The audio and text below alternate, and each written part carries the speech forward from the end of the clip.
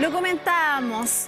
Ramón Freire fue una de las figuras influyentes de nuestro país y sobre todo tiene una historia bastante importante con la región del Biobío. Para hablar de este tema estamos con el historiador Nelson Lobos, académico también de la Universidad de Concepción, que nos viene a entregar todos esos detalles que sin duda hacen que cada día estemos conociendo a estos personajes históricos influyentes de nuestra región. ¿Cómo estás, Nelson? Bien, ¿y tú, Pamela? Qué lindo color. Muchas gracias. Qué lindo el color. Color piolín. Sí. Para pasar piolín. ¿Cómo has estado? Bien, bien, gracias a Dios, con un poco resfriado nomás, pero nada fuera de lo común. Nada fuera de lo común. Sí. Ya tuvimos un proceso eleccionario importante en nuestra región, donde se vienen próximas autoridades, ¿cierto? Y por lo mismo también el día de hoy queremos relevar a estas figuras influyentes que han impactado también en contextos históricos de Chile. Así es. ¿Cómo tenemos el día de hoy a nuestro Ramón Freire? El gran Ramón Freire. El gran Ramón Freire. Otro ícono de la que lo solemos ver en las calles a veces. ¿Quién habrá sido este caballero? ¿Qué habrá hecho? ¿Qué han dicho de él? Siempre decimos, oye, nos juntamos en Freire. En Freire, esquina tanto. esquina tanto. Tucapel, por ejemplo. Sí. Él, la verdad que fue... Bueno, él es hijo de una familia que tenía buena situación, nació en Santiago, 1787, y él, bueno, su padre falleció cuando era muy joven, estuvieron viviendo en Perú, después estuvieron viviendo en Concepción, se vinieron, ahí viene la característica principal de él y por qué lo seleccionamos también como personaje histórico, porque su historia política de vida está muy relacionada a Concepción. Entonces él se crió acá, dio sus primeros pasos acá. De hecho, cuando fallece su papá, joven, tuvo que trabajar. Estuvo a bordo de un buque trabajando y finalmente, cuando él independencia ya tenía 24 años más o menos. Él, sí, 23, 24 años, él con una mirada más patriota y o separatista, dependiendo de quién lo diga y desde dónde se mire, él decide ingresar al ejército en Concepción y empieza a hacer su carrera y empieza a trabajar como militar. Se gradúa primero de capitán y comienza a participar activamente en las campañas de independencia que eran lideradas en ese periodo por José Miguel Carrera en un inicio y después por Bernardo O'Higgins en la llamada Patria Vieja. De hecho, Ramón Freire quedó huérfano a los 16 años, lo que sin duda generó un impacto importante dentro de su historia. ¿Cómo influyó este periodo o este hito dentro de su historia de vida en lo que él también desencadenó posteriormente? Es que le tocó hacerse cargo un montón de cosas. O sea, imaginemos, la situación económica de ellos era buena y de un día para otro quedar sin nada y tener que salir a trabajar al mundo en esa época donde las élites, digamos, se dedicaban a estudiar, a administrar los negocios. Acá él salió a trabajar para otros, que para alguien como él, que si bien no era una familia millonaria, pero sí tenía un buen pasar, le impidió obviamente poder avanzar en sus proyectos de vida y le cambió totalmente su rumbo y llegó al ejército, sin ideas políticas, sin una formación política como veíamos con Juan Martínez de Rosas, por ejemplo. Martínez de Rosas, que a muchas personas les gustó ese capítulo. Qué bueno saberlo. Sí. Entonces Freire, aparte que era más joven, que obviamente Juan Martínez de Rosas, Freire le tocó el periodo de la independencia como un joven de 26 años, oficial, que participó. Una de las características de él es que él iba al frente en las batallas, que siempre se dice que Bernardo O'Higgins cosechó en gran medida, si empezamos a analizar, derrotas. Cosechó derrotas, Freire cosechó triunfos. Nelson, y si nos vamos a la historia que tiene con nuestra región, en 1819 él fue designado intendente de Concepción. ¿Qué papel jugó también la caída de O'Higgins y las motivaciones que lo impulsaron a llegar a este cargo? A ver, es importante en su historia de que él estuvo aquí en el ejército de la frontera. ¿La frontera con quién? Con los mapuches. Entonces él estaba en las relaciones mapuche españolas, chilenas, etc. Se pierde en Rancagua, que él también estuvo en el combate ahí en Rancagua, el desastre de Rancagua para los españoles, la gran victoria de Rancagua. arrancó también a Buenos Aires, después estuvo viajando, volvió finalmente, estuvo haciendo actos de sabotaje en un buque, un corsario. Mira, acá estamos viendo imágenes de Rancagua. Él estuvo ahí. Sí.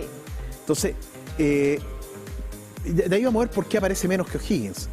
Y él, después cuando vuelve ya al Ejército Libertador comandado por... Esto es súper impopular lo que voy a decir, pero creo que ese es el honor.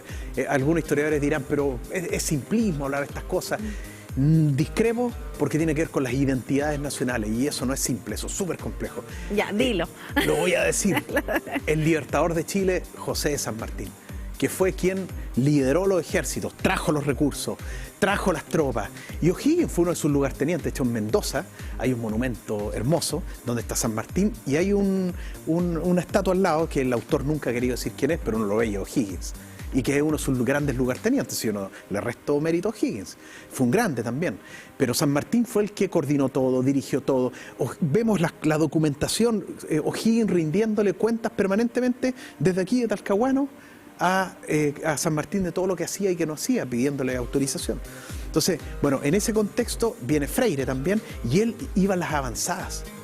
Llega aquí derrota a los españoles en la batalla de Culpeo, o a los realistas, digamos, y empieza a avanzar, toma Talca, toma Linares, toma Chillán. Él con un grupo no muy numeroso, siempre al choque, muy buena estratega en el campo de batalla, mientras que O'Higgins venía más atrás con el gran ejército. Eso también tiene relación con esta historia de vida que sin duda yo creo que permitió que él generara otras habilidades en cuanto a su visión y cómo lo implementa dentro de sus estrategias políticas también. Sí, es que él no era político, después se fue convirtiendo en político, pero no es un político activo como Higgins, o como lo trató de ser Carrera.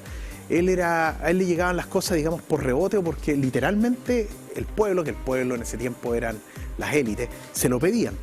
Y él, cuando llegan acá y sitian Talcahuano, a él le cupo, mientras estaba sitiado Talcahuano, por ejemplo, atacar el fuerte de Arauco, donde estaban los realistas. ¿Y por qué? Porque los realistas, junto a los mapuches lafkenche, aniquilaron la guarnición de patriotas, digámosle, para que nos entendamos. Y viene Freire y mata más de 300 lafkenche, mapuches, y deja los cuerpos desperdigados. Eso significó la ruptura con la gran mayoría de los mapuches y el apoyo de la gran mayoría de los mapuches a los ejércitos del rey. Entonces, muchos estaban conversando con O'Higgins, mira, a lo mejor veamos qué me ofreces tú, si te apoyo a ti o apoyo al rey, pero tenemos acuerdos con el rey, los curitas están diciéndonos que ustedes nos van a traicionar y ustedes, los nuevos chilenos, son pobres y que en cambio el rey tiene tantas tierras que no nos va a querer quitar las nuestras. Estaban en eso y Freire mata a 300 lasquenches, así, ensañamiento. Y ahí viene este tema donde se levantan los mapuches, atacan toda la frontera apoyando al rey, salvo los de Purén, Lumaco, que mantuvieron la distancia y expulsan al ejército de O'Higgins al norte junto a las fuerzas realistas. Ahí, que estaban sitiados, obviamente, los españoles, eso todo son 1817, en noviembre de 1817 tuvieron que irse al norte en un ejército de ocupación, además que la gente que vivía en todos los campos recordaba el paso del ejército de Carrera, que cuando perdieron se fueron saqueando casas de gente inocente que ellos decían defender. Entonces, para O'Higgins fue muy difícil esto. Freire se fue con él. Y ya en 1819, cuando ya vuelven, ya viene la batalla Maipú, etc. Y ya digamos que el rey ya como que perdió definitivamente y ya no tenía la capacidad de enviar más tropas. Freire se queda como intendente de Concepción. Ya asume un cargo político. En su futuro antagonista en Chillán, Prieto, se queda a cargo de las fuerzas en Chillán. ¿Y quién era el antagonista, futuro antagonista dentro del mismo bando? Pero ¿quién era el antagonista de Freire por la fuerza del rey? Voy a decir el gran Vicente Benavides. Si ustedes buscan en internet Vicente Benavides, bandolero, siempre, obviamente los ganadores fuimos nosotros y lo maltratan harto, y ninguneándolo por su origen social también, pues, hijo de un carcelero de Quirihue. Entonces, Freire también fue ninguneado por sus orígenes, por los o'higginistas, a lo largo de todo el sí, que no le crujía mucho, a ese nivel. ¿Tú crees que esas fueron una de las razones que lo llevaron quizá a que fuera bastante complicado el poder establecer un sistema político en Chile y que al final lo llevaron a su renuncia en 1826? Es que, ya retomando la pregunta anterior con esta, que son la misma en el fondo, Freire empezó a tener muchos problemas porque Benavides lo tenía acorralado. Freire estaba sitiado al final en Talcahuano. No tenían con qué vestirse, no tenían recursos.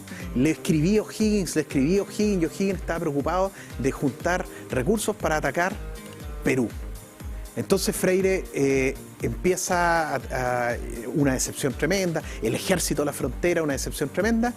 Ese fue el primer problema. Algunos autores hablan de que O'Higgins apoyó, él estaba muy enamorado supuestamente de la nieta de Mateo Toro y Zambrano, y que O'Higgins apoyó a un oficial de su séquito para apoyarlo, y que en realidad eran muy amigos, y que Freire... Es como el lado B de la historia. El lado B, pero también hay que ver quiénes escriben eso, y eso normalmente viene de los historiadores más conservadores, que no les gustaba a Freire. ¿Por qué? Porque Freire, cuando se dirige en 1822 a Santiago, llamado, bueno, incitado también por acá a Concepción, ya Vicente Benavides había sido ejecutado, todavía había resistencia a los realistas, pero cada vez menor. Freire decide ir como el apoyo militar, a decirle: O'Higgins, usted ya no va más, con la serie de acusaciones que se le realizaron. El Parlamento en general, Congreso, lo apoyó totalmente a Freire, y ahí es cuando O'Higgins abdica, se va, deja el cargo, se raja vestiduras literalmente, y Freire le respeta su derecho a ser exiliado y se va a Perú. Y Freire queda al mando como director supremo en ese momento. Por supuesto que todo era provisorio, y creo que también fue comandante en jefe del ejército en ese momento.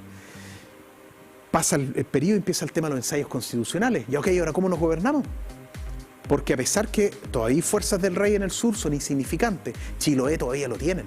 Entonces Freire estaba muy preocupado de Chiloé y muy preocupado de la guerra con los mapuches y con los aliados de los mapuches, que ya eran los Pincheira, por ejemplo. Que ya de ser realistas se convirtieron en bandoleros después, porque ya la causa ya perdieron. Entonces dijeron: sigamos, pues si de esto vivimos. Entonces ahí ya se convierten ya más derechamente en bandoleros, se dedican al robo de ganado, etc. Entonces Freire se preocupa de atacar el factor tierra y de atacar y tratar de generar encuentros, parlamentos con los mapuches. Y empieza a tener comunicaciones privadas con Francisco Mariluán, que era el lonco mapuche de Mulchen, que era muy influyente, muy poderoso, para tener un parlamento general. Y ahí, ¿cómo él logró también poder establecer estas relaciones de comunicación para poder seguir avanzando en su objetivo? Es que ahí tenía gente que estaba dedicada a esto, que era el intendente Rivera, y tenía también a Barnachea, que era un coronel que estaba a cargo de la relación con los mapuches. Él estaba en Yumbel. Entonces empiezan a tener estas relaciones. Freire le dice: no confíes en ellos. No tenía confianza en los mapuches no tenían confianza en los chilenos ahora. Y por otro lado, dirige 2 campañas a Chiloé hasta que ya lo domina en 1825. Queda totalmente controlado Chiloé, se rinden los españoles en el Tratado de Tantauco, y ya se preocupa la parte continental. Y en 1825, que ahora se van a cumplir 200 años, el 7 de febrero de 1825 tuvo lugar el Parlamento de Tapihue, donde el Estado chileno va y reconoce oficialmente la existencia de los mapuches. Esta es mi hipótesis, hay otros autores que tienen otras miradas. Yo la veo de una perspectiva de la historia del derecho, principalmente jurídica. Obviamente Chile quería ganar tiempo y no perdía la idea de poder después conquistar el territorio mapuche. Y los mapuches también querían ganar tiempo, estaban muy golpeados por la guerra, sobre todo los que estaban celebrando este parlamento y este tratado, que no participaron todos los mapuches en ese parlamento, pero la gran mayoría sí. Y llegan a un acuerdo donde ambos se reconocen, los mapuches reconocen que los chilenos existimos y que ya dejamos de ser españoles para ellos. Y en ese momento se acuerda de que, en mi hipótesis, hay 2 naciones que componen Chile, se va a crear un gobierno supremo donde van a estar las 2 naciones al mando, y un congreso constituyente donde van a estar estas 2 naciones con igualdad de parlamentarios. Eso nunca ocurrió. A los pocos meses ya había guerra otra vez. Chile le echaba la culpa en algunas cartas a los mapuches, pero la verdad que hay documentación que da cuenta que fueron chilenos con mapuches enemigos de los mapuches que llegaron a paz, que los atacaron y trataron de matarlos. Nelson, y cuando Freire renuncia, ¿cierto? Ahí él siguió participando también en política, pero tomó también parte de la Guerra Civil de 1829. Ahí, ¿qué nos dice también su interés por continuar a pesar de todo lo que a él le había ocurrido? Es que primero Freire creía en un país, vamos a llamarlo federal. Los ensayos federales, que desde la perspectiva conservadora se le llama despectivamente la anarquía. Y no es que había una anarquía, había un orden, pero era un orden donde buscaba que Concepción tuviera cierta autonomía, La Serena, Santiago, y no que todos quedáramos sometidos al poder avasallador de las élites de Santiago, que fue lo que finalmente Él tenía esa mirada como descentralizadora también respecto parecía del país. La de Martínez de Rosa. Tenían cosas en común. Menos elaborada en términos filosóficos, si quieres, porque Martínez de Rosa era un intelectual, Freire era un militar, pero fue también un buen administrador. Él terminó con la esclavitud, por ejemplo, definitivamente. Sí. Entonces, él creía en la igualdad de la época, digamos. Había otro tipo de igualdad, pero él creía en esa igualdad de los pueblos, y que estos pueblos eran Concepción, eran Santiago, y eso molestaba al poder central, porque tener que Concepción tuviera su propio puerto de salida del comercio, bueno, las élites de Santiago perdían. Entonces, había una serie de interés económico como siempre ha sido. Y Freire molestaba. Entonces a Freire le decían, te vamos a sacar, y Freire, renuncio. No, no renuncie, por favor. Le rogaban que no renuncie. Sí, renunció un montón de veces, y un montón de veces volvió a asumir. Se fue a la vida privada, y él, de hecho, le entrega el cargo a Blanco Encalada, que fue el primer presidente de Chile constitucional. A todo esto a él le tocó vivir el fracaso de dos constituciones. La primera de la constitución, la constituyente, y después segundo de la Constitución Moralista de Egaña, que prácticamente nos decía cómo teníamos que vivir en la intimidad de nuestras casas y de nuestras vidas. Era una constitución, digamos, muy religiosa, muy ni siquiera sé si de esa época, una época más antigua, digamos, que no funcionó para nada. Y cuando estaba Blanco Encalada, el tiempo que estuvo, finalmente vuelve Freire otra vez. Y vuelve porque hubo unos motines en 1827. Eso te iba a decir, porque él tuvo que enfrentar bastante dificultades financieras respecto de lo que se vivía en esa época. Él tuvo que apoyar el estanco del tabaco de Portales, que hizo un negociado tremendo y que le dio un poder gigantesco a Diego Donde Portales. cambió el pago de dividendos destinados también a cancelar la deuda. Sí, entonces Freire tuvo, además de enfrentar todo eso, fue llamado otra vez. Él se retiró a vivir en la vida privada, a que vaya a detener este levantamiento. Lo logró, pero ya en 1829, cuando viene el segundo levantamiento, impulsado por los conservadores, empiezan las disputas y perdió el Lircay. Ahí, ¿quién estaba? Prieto al mando, pero detrás Portales. Entonces, el orden establecido, ¿cierto?, de portaliano. Prieto gana, y la verdad que le dieron también la batalla de Loncomilla, les dieron muchas ventajas al ejército de Santiago, porque de buena fe, que la tregua acá, y ellos acumulaban fuerzas nomás. Fueron vencidos. Freire fue apoyado por algunos escuadrones mapuche, no se metieron mucho, no estaban muy interesados, pero había que respetar algunos pactos ahí. Freire fue condenado a pena de muerte. Después después Freire, después de esto, enviado al exilio, termina en la isla Juan Fernández, en Australia. Dicho sea paso, estuvo en Perú antes, trató de atacar desde Chiloé, derrocar el gobierno de Freire. Digamos, ahí hago una corrección ahí. Cuando perdió acá, fue exiliado a Perú. De Perú se vino del mariscal Santa Cruz, consiguió allá en Bolivia un buque de guerra, y del gobernante de Perú, que no recuerdo quién era en esa época. Llegan al sur, Chiloé, pierde un barco, extradicionado, apresado, conducido a Santiago, y ahí va a ser ejecutado. Finalmente lo llevan a Juan Fernández, y cuando estalla la guerra con la Confederación Perú-Boliviana, él se va, una vida así muy aventurera, a la fuerza, así, con su señora, todo, a Australia. Y de Australia se va a Tahití. O sea, fue una vida de aventura, de dificultad, y sobre todo también bien rupturista para la época. Es que, imagínate, llega a Tahití, y la reina de Tahití tiene un problema con el pueblo, la nación que estaba ahí, con los franceses y los ingleses por temas religiosos.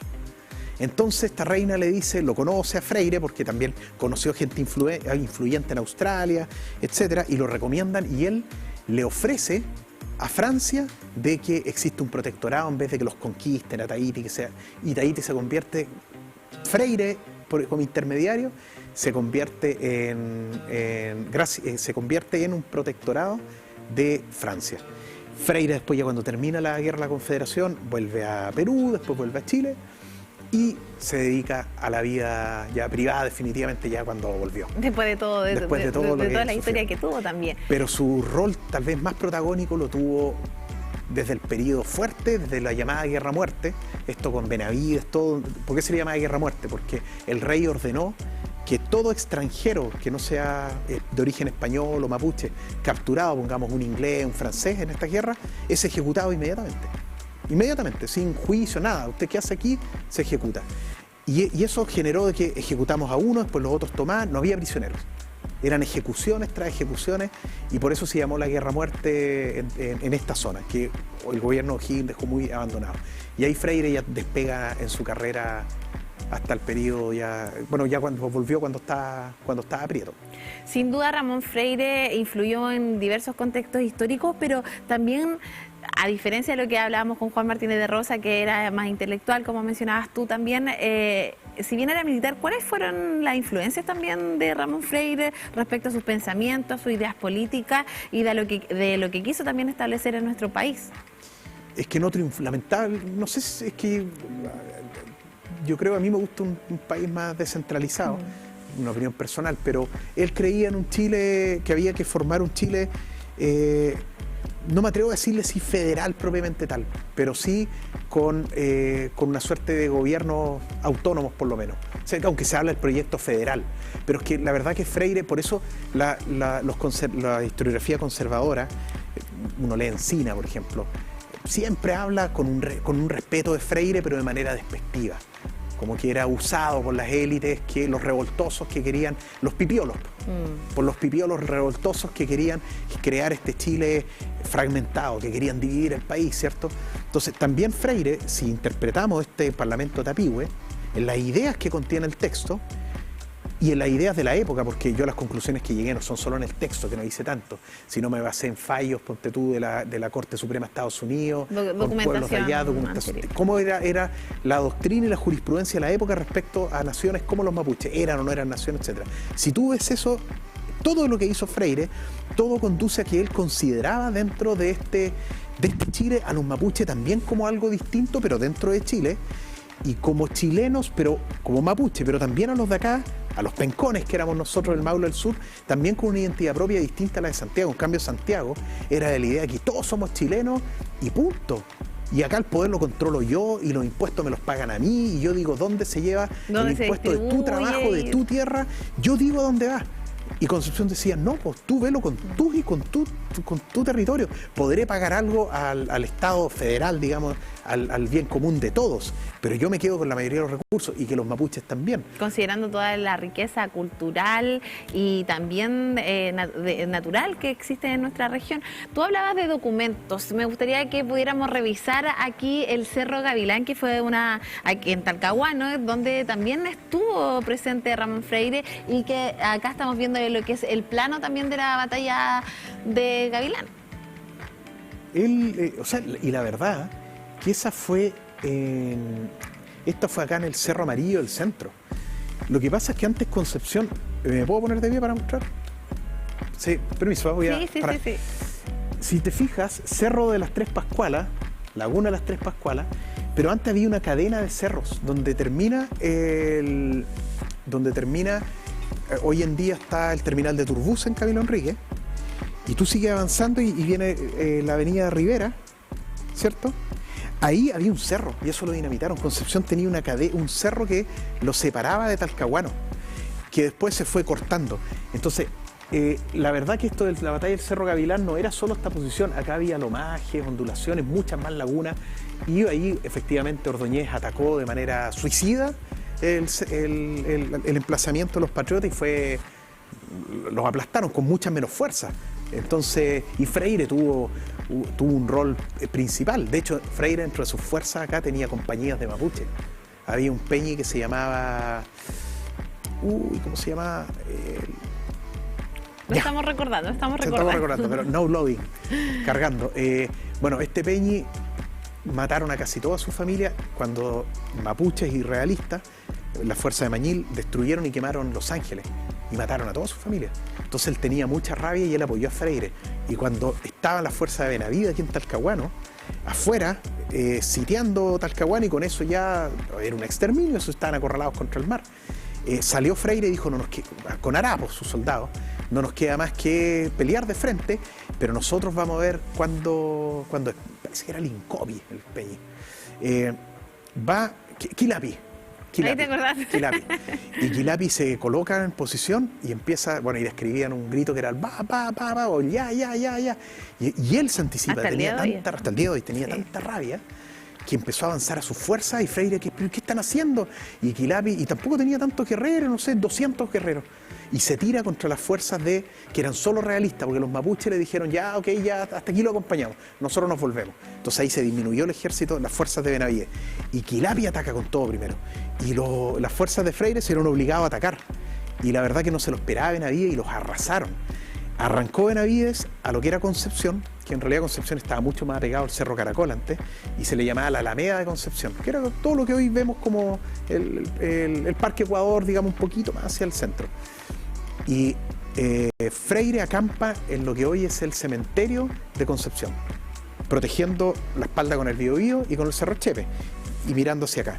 Y ataca allá. Y otra vez Quilapi fue clave.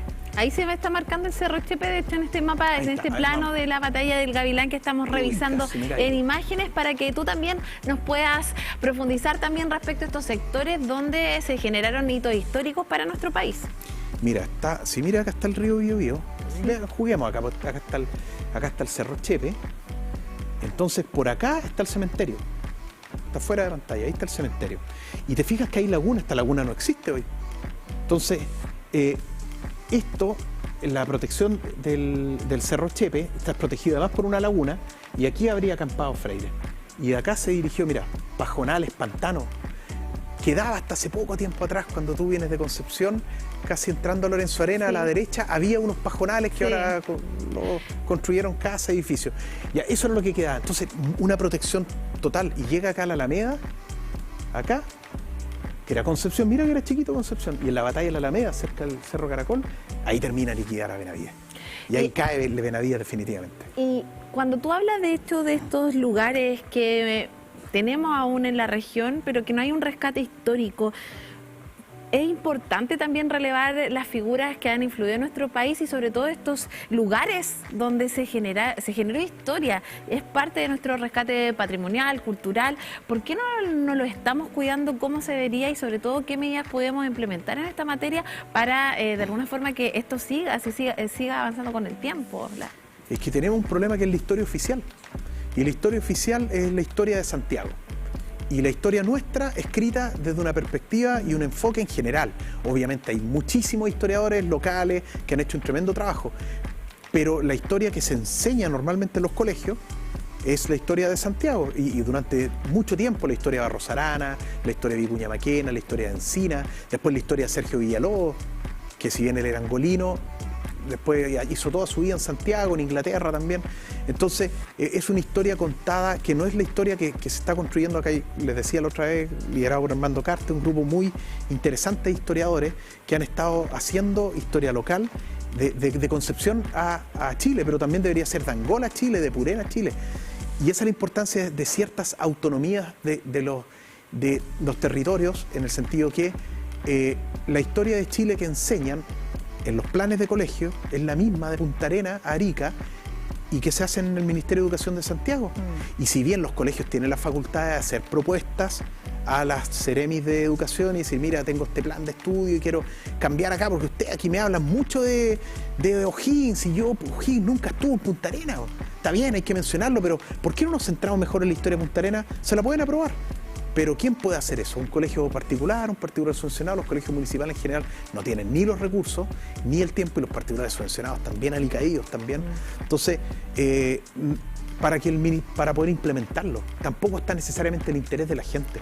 Entonces, Freire es un buen ejemplo, Martínez de Rosa otro buen ejemplo, pero Freire es un mucho mejor ejemplo, porque Freire llegó a ser director supremo, presidente, intendente, general, que ganó muchas más batallas que O'Higgins y que Carrera juntos. ganaba y ganaba batallas. Prieto también fue un muy buen general, pero él se fue para el lado de los conservadores, sí, de los pelucones, con Portales. Entonces, ¿por qué Freire no tiene el rol que tiene O'Higgins? Porque obviamente no estuvo del bando de los que finalmente ganaron. Freire fue un obstáculo para ellos, lo respetan. A los Carreras, yo te comentaba el otro día, sí. Yo les digo, en la casa, vayan a la iglesia, que es patrimonio nacional, a la catedral en Santiago, pregunten dónde están las tumbas de los hermanos Carrera. Es un cuadradito chiquitito que está en una pared ahí escondida y dice considerando la patria, la tremenda historia que tienen cada uno. Los 4 hermanos están ahí, sus restos, y versus O'Higgins, que tiene un monumento frente a la moneda. No sé dónde está O'Higgins en este momento, que siempre lo estaban cambiando, que tiene un monumento gigante, es desproporcionado. Freire tiene alguna estatua, tiene una estatua en la Alameda, tiene o acá en Concepción, pero son cosas, una calle, pero con la diferencia con O'Higgins, porque claro, yo entiendo esto, los estados, las naciones necesitamos tener nuestras historias para atrás, nuestro mito fundacional, y O'Higgins es clave en ese mito fundacional, Rancagua, después viene Prat, el segundo. Prat es como que nadie lo critica, sí, pues en realidad era un hombre bastante virtuoso al parecer, pero O'Higgins representa ciertos sectores de la sociedad chilena. Mira, acá estamos viendo lo que mencionabas tú respecto a los padres de la República de Chile, de los hermanos Carrera. Dice: la patria a los Carrera, agradecida de sus servicios, compadecida de sus desgracias. Que es lo que mencionabas tú, o sea, dada la historia que tienen, bastante poco. O sea, Carrera la verdad era un caudillo y si hubiese ganado, le hubiese ido bien en sus planes, probablemente hubiese sido un dictador, o un autócrata, digamos. Pero Carrera fue ejecutado por orden de O'Higgins. Dicen que San Martín habría enviado una carta diciendo que lo perdonen y que la atrasaron a propósito. A los otros hermanos, a Luis y a José. Juan José. A Luis y a Juan José lo ejecutaron también. Luis se batió a duelo también allá. Mató a un oficial chileno. De apellido irlandés, la memoria a veces me falla, pero se batieron a duelo y lo mató. Entonces a ellos los persiguieron y los mataron, y después cuando llega el padre, por supuesto, destruido por la muerte de su hijo, le cobran y le dicen: oiga, salió tanto las balas con las que ejecutamos a su hijo, afilar después los cuchillos, tanto el cajón y el traslado, pague. O sea, sí, fue una venganza, una vendetta que en el fondo hasta el día de hoy, si los Carreras no existen en lo que dejaron en términos de poder. Y a Freire, como no peleó hasta el final y no murió peleando, se lo perdonan un poco. Pero Freire debería ser figura nacional, de primer nivel. Si tuviéramos que dejarnos ideas, o más bien rescatar su principal legado respecto de su historia, de su vida y también del impacto que tuvo en el contexto histórico de Chile, ¿de qué hablaríamos? Contextualizándolo con la época, ¿sí? Porque ya te hablé de la masacre con los Lafkenche, innecesaria. Pero él, primero estaban sus hombres, sus camaradas de armas. Después estaba él. Él era muy querido por el ejército, por los soldados, era muy querido, más querido que O'Higgins, al punto que se plegaron a defenderlo a él, el ejército, y no a O'Higgins. Segundo, fue consecuente en que él, en general, él nunca se quiso meter en política, se lo pedían. Claro, está ese discurso del año 60 que decían: y yo le digo al pueblo que no seré candidato, pero si el pueblo lo pide, igual quiero ir de candidato. Pero Freire rechazó muchas veces, y iban el Congreso a pedirle, los dueños del Chile de la época, a pedirle: oye, tú tienes que ser, porque la verdad que él se llevaba bien en general con todos los sectores. Si la ruptura de él vino, porque O'Higgins quedó muy solo, vino después, vino ya cuando empezaron este tema entre ¿qué hacemos con Chile? ¿Lo federalizamos, hacemos algo intermedio o dejamos un Estado unitario, estructurado, vigilante, que fue el régimen portaliano, que fue el que ganó? Y ahí vino la división y Freire dijo: no, pues ese Estado no lo quiero yo. Y ahí vino el corte. Y yo creo que ese también es su legado, la consecuencia de haber seguido esos ideales, no involucrarse más allá en política porque lo pudo haber hecho. Él estuvo en los momentos que él creyó que tenía que haber estado. Creo que es un gran personaje de la historia de Chile, con obviamente luces y sombras, pero Como todos los seres humanos. Como todo ser humano, pero para levantar figuras como la de él, no se trata de ponerse fanáticos, pero mostrarlo más o menos en su justa medida, porque ¿cuál es la justa medida? Y lo mismo con Martínez de Rosa y así con tantos otros, Arturo Fernández Vial, que ya lo vimos también. Creo que es importante cómo los planes de estudio se vayan construyendo por parte de los ministerios. Y es importante la descentralización. Tenemos gobiernos regionales ahora que tienen cierta autonomía. Bueno, que haya proyectos de contar una historia desde la región del Biobío. ¿Y por qué vamos a contarle a los angelinos la historia Mirada de Concepción si Los Ángeles igual tiene una historia que a un angelino lo hace distinto a alguien de Concepción? Por las particularidades del territorio. Claro, allá hasta la persona más citadina sabe mucho de campo en Los Ángeles. Acá en Concepción, a pesar de que tenemos Hualqui, tenemos Florida, estamos más desconectados, miramos más hacia el mar. Entonces, yo creo que cada zona, cada comuna debería tener un espacio, una unidad de rescate histórico local. Y acá tal vez pensemos local, ya San Pedro, porque es más chiquito. Santa Juana, que tiene mucha historia igual, es más chiquito.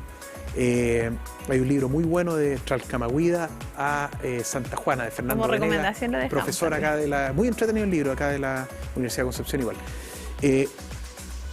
Pero a nivel regional, a nivel como del Gran Concepción, igual tiene que haber, me explico, mi opinión personal, yo no soy experto en pedagogía ni nada, lo digo desde mi anhelo a que se conozca la historia. La historia nacional es muy necesaria, tenemos que saber qué pasó en el norte, qué pasó en Santiago, pero la historia de acá, que la contemos nosotros. ¿Por qué colocamos a Sergio Villalobos a contar nuestra historia? Que la cuente Armando Cartes, Boris Márquez, que ha escrito mucha historia de Penco, el mismo Fernando Venega acá, no sé, el profesor Telles, que también acá, o sea, tenemos tantas personas Alejandro Bancalari, que vamos a estar revisando acá en Multiverso. ¿Sí? De hecho, el objetivo de este espacio es que ustedes puedan conocer parte de la historia de estos personajes, figuras históricas que han influido en nuestro país y que sin duda es importante conocer cada uno de sus hitos, de sus ideales, de sus pensamientos también y de cómo eso influyó también en nuestra actualidad. Por lo mismo te quiero agradecer el día de hoy por estar con nosotros, por estar conversando de este tema y sin duda vamos a estar contigo la próxima semana también revisando a un nuevo personaje histórico de Chile. ¿Y sabes qué? Perdimos una costumbre, volver a saludarnos Mapuzungún cuando partamos, porque es parte de lo que somos, pues si somos un crisol de cultura y el Mapuzungún estuvo muy vigente hasta principios del siglo XX. Después, postguerra al Pacífico, todavía se hablaba mucho Mapuzungún en las ciudades. Entonces, ¿por qué no revitalizarlo, aunque sea como lo hacíamos antes con Galo, poder retomar los saludos por lo menos y los despidos? Así que, Chaltumay, Peucayal. Chaltumay, Peucayal. Muchas gracias, Nelson Lobo.